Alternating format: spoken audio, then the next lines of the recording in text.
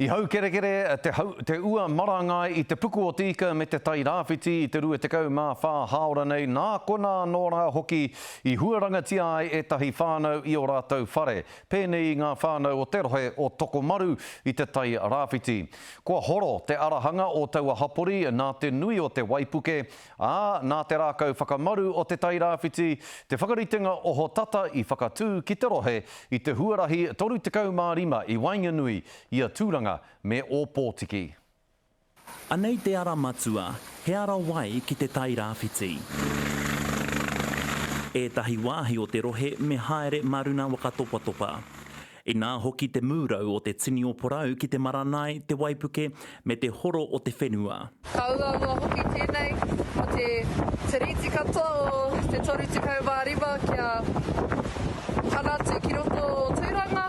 I nā pōkana horo mai tēnei ara whakawhiti o Tokomaru. So the awa was there, and now it's all covered in rock. I pātata hoki te takana toka mai te mauna o Marutiri ki nā tahataha o tēnei noho hana. Ai, he tino wai Māori mātou, noti mea kare ngā toka I tai ki tō mātou, pare engari, he pairi tonu mō mātou whanaunga. Ko te āki o te minita whakamarumaru a Kiri Tapu Allen ki te katoa kia kaua e haere pokanoa.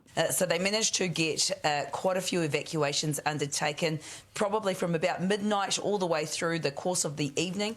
The real key areas, Tokomaru, Tolaga Bay, Uawa, those types of areas, so people were evacuated and taken to a welfare centre. Ko atu I te kotahi rau rima te kau nā tānata I whakawātea mai o rātou kāina huri noa I te uranga o te rā.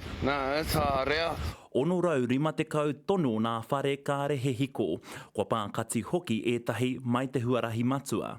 Tahi maora, au e noho ana ki waho a Tokomaru. Engari ko katinge te rori kāre tae au me ngā nuinga o kone, tahi ao, te haere ki Tokomaru.